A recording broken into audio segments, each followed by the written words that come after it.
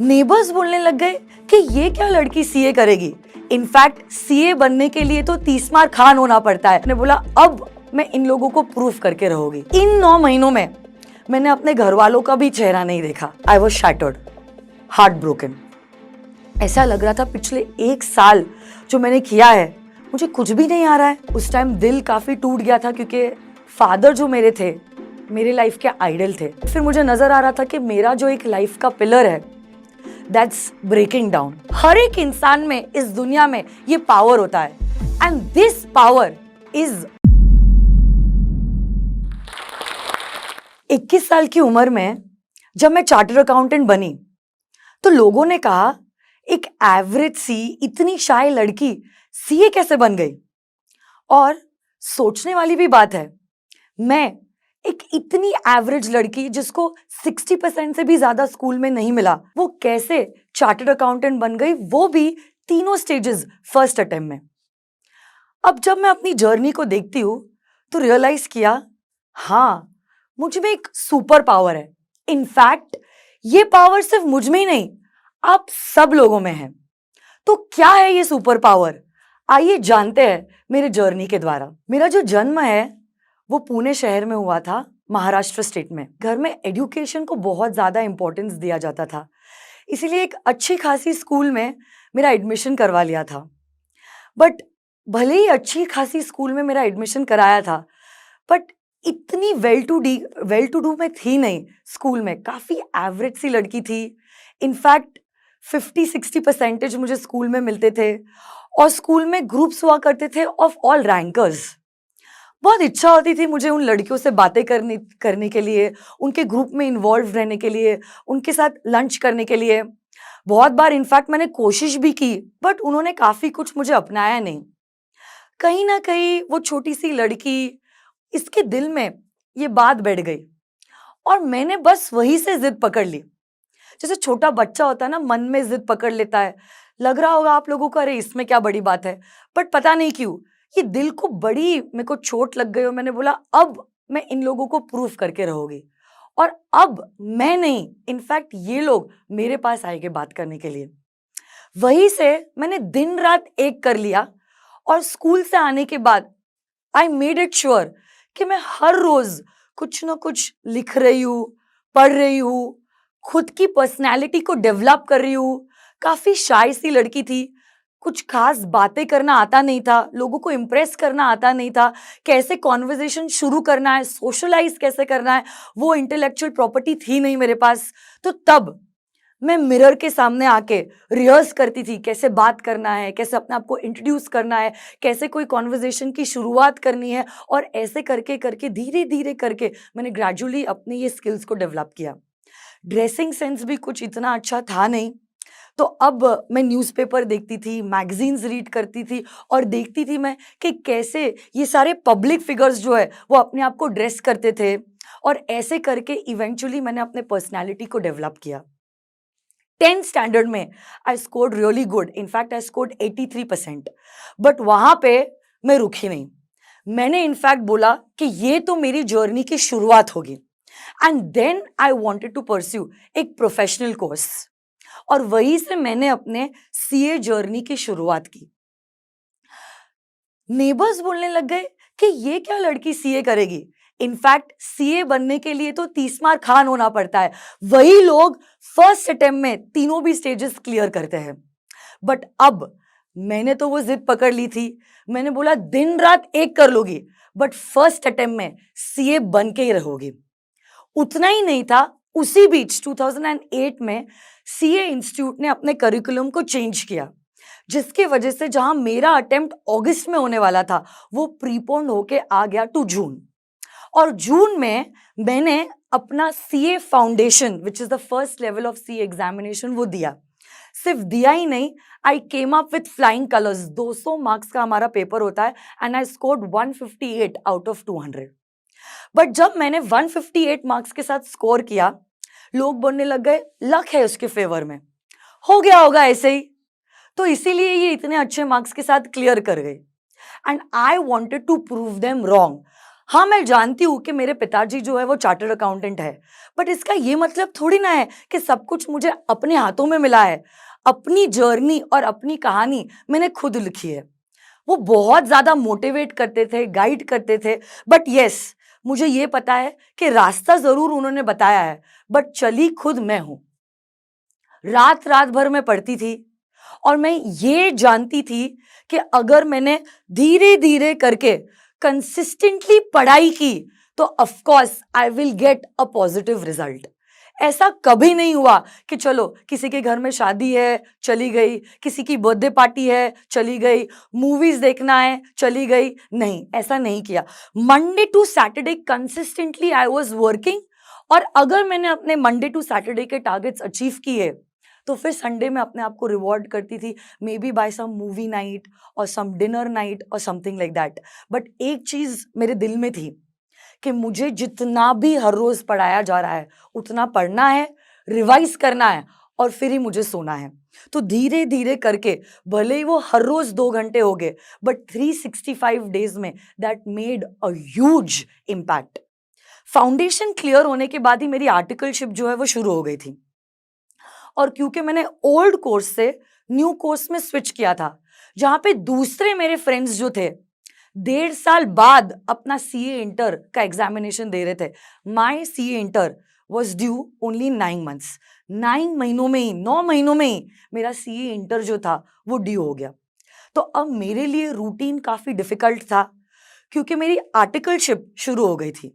सुबह 10 के शाम के 6 बजे तक मैं ऑफिस में काम करती थी और क्लासेस सुबह होती थी। तो सुबह जल्दी उठना, क्लासेस अटेंड करना, क्लासेस से ही ऑफिस में जाना, दिन भर ऑफिस में काम करने के बाद इवनिंग वापस से मैं क्लासेस अटेंड करती थी। बट वहां पे घर पे आने के बाद मैं रेस्ट नहीं करती थी। जो भी क्लास में पढ़ाया गया है उसे रीड करती थी, रिवाइज करती थी और होमवर्क करती थी, और उसके बाद मैं बेड पे जाती थी। ऐसे मैंने 9 महीने अपने पूरे बिता दिए। संडे एक लौता दिन था जब ऑफिस में हमें छुट्टी होती थी, बट संडे वही दिन था जब हमारे क्लासेस में एक्स्ट्रा लेक्चर्स हुआ करते थे। तो लिटरली इन 9 महीनों में मैंने अपने घर वालों का भी चेहरा नहीं देखा। मैं पूरी रंग गई थी इसी जर्नी में। एग्जामिनेशंस के दिन पास में आए, मैंने प्रेपरेटरी लीव में काफी पढ़ाई की। इनफैक्ट 3 महीने की जो लीव थी, मैंने 1.5 महीना सिर्फ दिन रात एक करके जो भी मेरे सब्जेक्ट्स थे उसका प्रिपरेशन किया।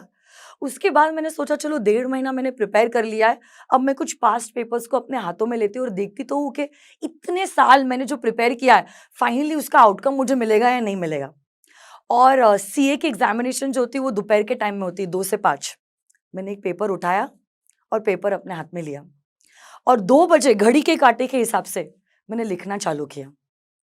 आप बिलीव नहीं करोगे, 2:20 पे मेरा पेपर खत्म।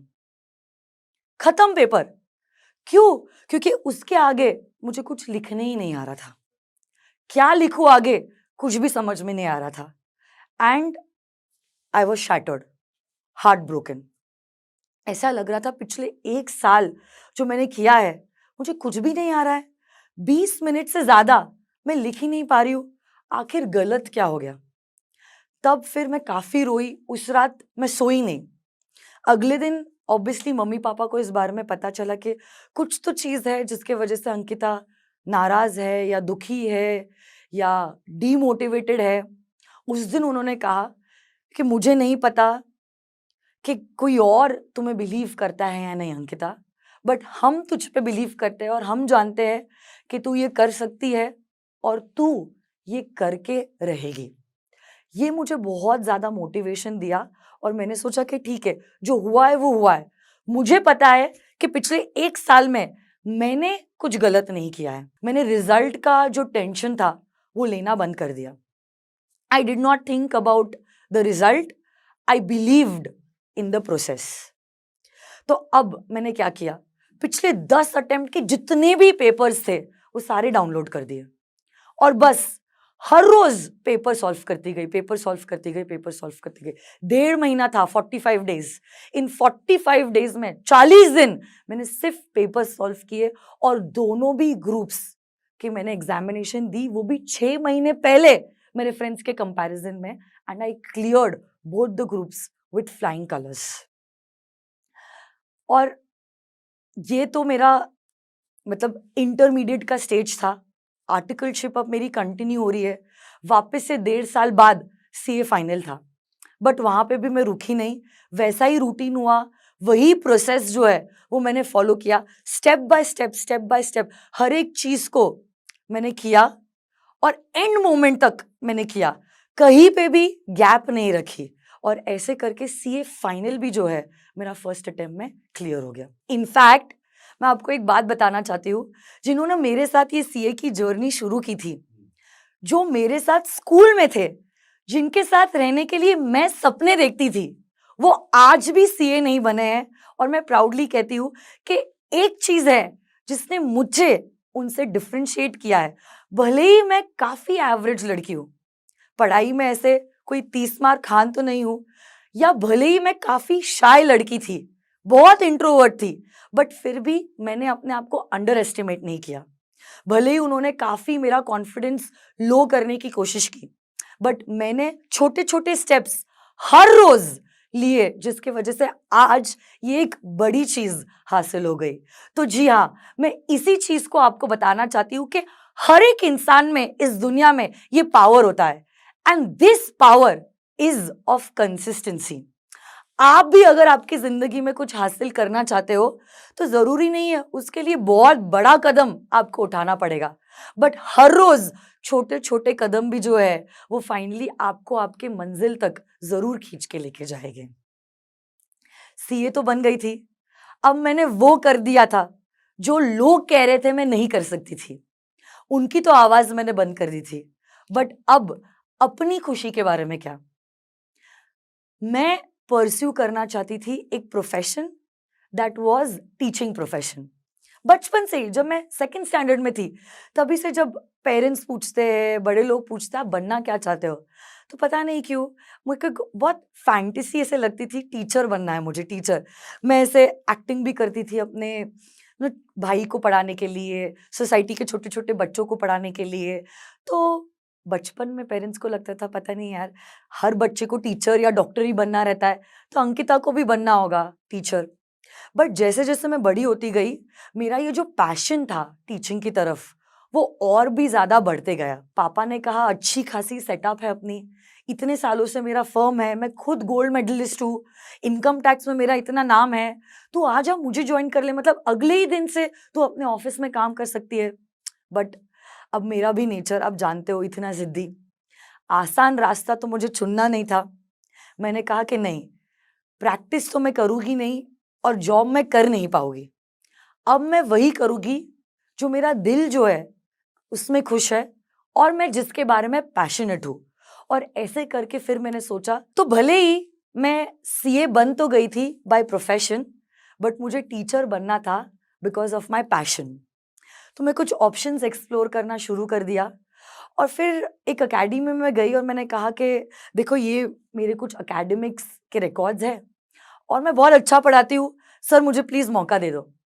तो सर ने कहा अरे आप तो कहोगे ही कि आप बहुत अच्छा पढ़ाते हो, बट हम कैसे मान ले कि आप अच्छा पढ़ाते हो, आप इस बैच में फ्री पढ़ाओ, तब हम समझ लेंगे कि आप केपेबल हो भी या नहीं। और ऐसे करके मैंने टीचिंग की जर्नी शुरू की विद द फर्स्ट बैच, जहाँ पे मैंने फ्री में पढ़ाना शुरू किया। इनफैक्ट इनिशियल कुछ बैचेस जो थी उसमें मैंने फ्री में ही पढ़ाया। इनफैक्ट मुझे लगता है साल भर मैंने काफी नॉमिनल फीस, नोट्स जितनी फीस मैंने बच्चों से ली होगी, धीरे धीरे करके मैंने 25 बच्चों से शुरुआत की थी, और साल भर के अंदर ही हजारों बच्चों को मैंने पढ़ाना शुरू किया। काफी अच्छा रिस्पॉन्स मिला, काफी प्यार मिला, और काफी अप्रिसिएशन भी मिला। फिर भी देखो, मैंने अपने आप को रोका नहीं, हर रोज बस यही सोच रही थी कि और क्या मैं दे सकती हूँ अपने स्टूडेंट्स को जो उन्हें नहीं मिला है। चाहे वो कलरफुल नोट्स हो, चाहे वो पीपीटीज हो, चाहे वो लाइव एग्जाम्पल्स हो, या चाहे वो कुछ भी क्यों ना हो, ऐसा हमें करना है कि बच्चा जो है उसके दिमाग में ये लॉ का सब्जेक्ट जो है वो घुस जाए। ऐसे करके मैं इम्प्रूव होती गई और कुछ ही सालों में सिर्फ पुणे ही नहीं बल्कि इंडिया में मेरा नाम हो गया। और अपने जर्नी के पीक में थी एंड अनफॉर्चुनेटली एक दिन फिर घर से कॉल आया मुझे और पता चला कि मेरे जो फादर है उनकी तबीयत जो है वो कुछ खास ठीक नहीं है। एंड जब कुछ उनके टेस्ट हुए तो पता चला कि उनका जो ईएफ फैक्टर है हार्ट का वो काफ़ी लो है। In fact it was only 20%। उस टाइम दिल काफ़ी टूट गया था क्योंकि फादर जो मेरे थे मेरे लाइफ के आइडल थे। स्टार्टिंग से उनको विश्वास था कि चाहे लोग कुछ भी कहे, मैं जानता हूं कि अंकिता जो है वो करके दिखाएगी और उसमें वो कैपेबिलिटी है। बट फिर मुझे नजर आ रहा था कि मेरा जो एक लाइफ का पिलर है दैट्स ब्रेकिंग डाउन। जब उनकी तबीयत खराब हुई कुछ महीने साथ थे but unfortunately in few months he passed away. गुजर गए वो। बट जो भी अंतिम संस्कार की विधि थी और जो भी फ्यूनरल की चीजें थी वो की। और उसके बाद ऐसे लग रहा था कि सीए मैंने किया ही है और टीचर मैं बनी ही हूं उनको प्रूफ करने के लिए कि उनका ट्रस्ट मैं ब्रेक नहीं करूंगी। और आज अगर वो नहीं है तो फिर मैं टीचिंग करके भी करूं क्या। ऐसे लग रहा था कि अभी बंद कर देती हूँ क्लासेस और सिखाने जाती नहीं हूँ। बस अभी मुझे पढ़ाना ही नहीं है, जो हो गया सो हो गया, अब कहानी खत्म। बट फिर मम्मी आई मेरे पास और मम्मी ने बोला कि उनका वो ड्रीम था कि तू सीए बने और आज वो नहीं है तो तुझे ये नहीं सोचना चाहिए वो नहीं है तो तुझे अब टीचिंग करना बंद करना है। In fact you should go up on the stage again and you should continue teaching क्योंकि इससे उनको खुशी मिलेगी। तो ऐसे करके 14th day after my father passed away मैं वापस से क्लासरूम में थी और मैंने वापस से अपना टीचिंग जो है वो कंटिन्यू किया। कुछ ही महीनों बाद मुझे पता चला that I have conceived and I am going too soon become a mother. और फिर भी मैंने पढ़ाना बंद नहीं किया, ब्रेक आने ही नहीं दिया। मेरी डॉटर मुझे 30 अप्रैल को ही 29 अप्रैल तक मैं क्लासरूम में ही थी। रात के 10 बजे तक मैं पढ़ाई रही थी एंड अगली सुबह वो मुझे बॉर्न हुई। Ziana that is my daughter मेरे आंखों के सामने आई। उस समय पे मैं अपने करियर के पीक पे थी बट फिर भी मुझे पता था एज अ मदर मुझे उसके साथ होना है। कुछ महीने गैप लेने के बाद मैंने अपनी नई बैच वापस अनाउंस की और तब फेस टू फेस में कुछ 400 बच्चे आते थे और वर्चुअली हजारों बच्चे पढ़ते थे। तो सोचा अभी कमबैक किया है, चलो उसी क्लासरूम में कंटिन्यू करते हैं। बट जहां 400 सीट्स मैंने रखे थे क्लास में आए बस 20 बच्चे। जहां जर्नी शुरू की थी मैंने 25 बच्चों से, पीक पे आने के बाद अब मैं वापस से आ गई 20 सीट्स पे, सिर्फ 20 स्टूडेंट्स पे। बट ऑफ कोर्स निराश तो हुई मैं उन 20 बच्चों को देख के।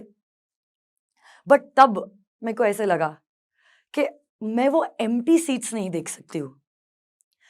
वो जो 20 बच्चे हैं जिन्होंने मुझ पे विश्वास किया है, जिन्होंने वो ट्रस्ट रखा है, मेरे को उन लोगों के लिए पढ़ाना है और उनके लिए नहीं जो इस क्लास में नहीं आए। और मैंने वैसे ही पढ़ाया जैसे कि मेरे क्लास में 400 बच्चे हैं और वही एनर्जी, वही मोटिवेशन, वही एंथुजियाज्म और वही लेवल से मैंने पढ़ाया और बच्चों तक ये बात पहुंच भी गई। और वो 20 बच्चों से वापस 500-600 बच्चे फेस टू फेस और हजारों बच्चे लाइव में आना बहुत कम समय था, तो मैं बहुत जल्दी रिवाइव कर पाई। तो वही है, इतने 10 सालों की ये जो जर्नी है, 10 सालों से मैं सिखा रही हूं।